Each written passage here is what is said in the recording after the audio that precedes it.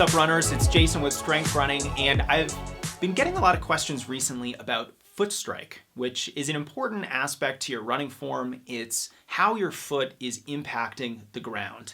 So I wanted to record this video and clear up a couple misconceptions about foot strike and help you better understand this metric so that when you are out there running and you're thinking about how your foot is landing and impacting the ground, you'll know better whether or not your foot strike is optimal or if there's something that you can work on to improve. So I got obsessed with foot strike way back in 2010 after I read Born to Run.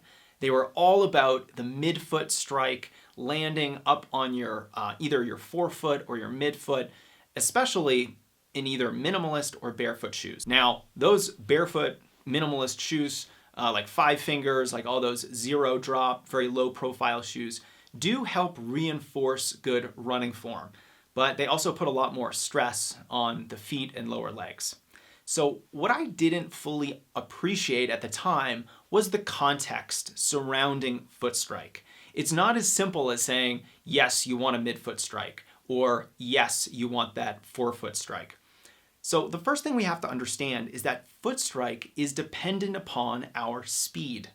So if you're sprinting and running as fast as you can, you are definitely going to be up on your toes in that more aggressive forefoot position. Your heel may not even touch the ground at all. Now contrast that with you running a very easy recovery effort. You might have a heel strike. And so your foot strike is certainly going to change depending upon your speed.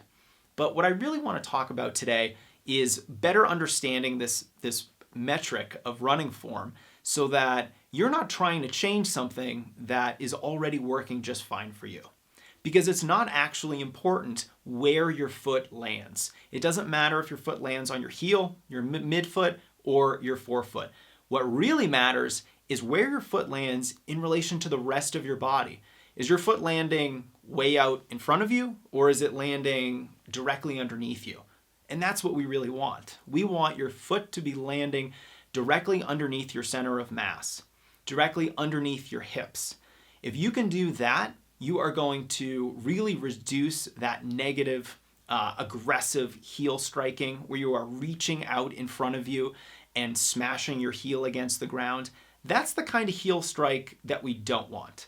But not all heel strikes are bad. If you look at Boston Marathon winner Meb Keflezighi, he has a heel strike, but he has what's called a proprioceptive heel strike.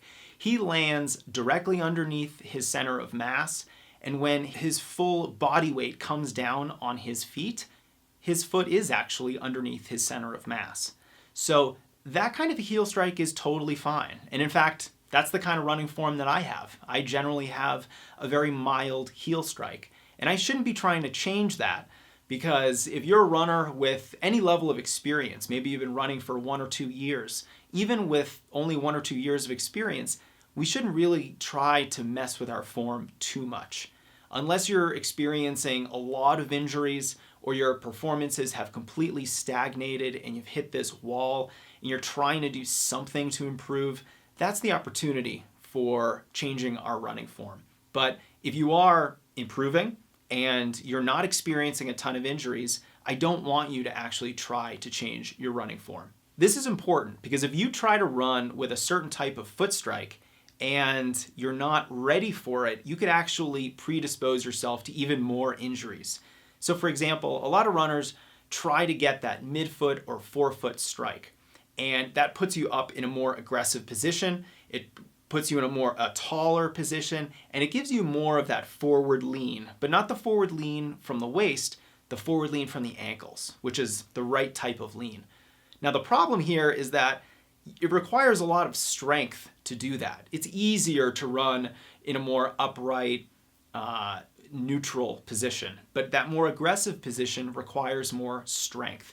And if you're not strong enough for that, that could come back to lead to an injury for you. So if you're not doing strength training, if you don't have a history of injuries, don't try to make these changes. But if you do find that you're reaching out in front of you and you're aggressively landing on your heel, then it is a good idea to try to land a little bit more underneath your center of mass. And a really helpful cue for executing this is to think to yourself while you're running, just put your foot down. That's what you're supposed to be doing when you're running. That's what you should be thinking about. Just, I'm putting my foot down underneath me while I'm running. And that very simple cue will help reinforce that more neutral midfoot stance, and it will reinforce you landing underneath your center of mass.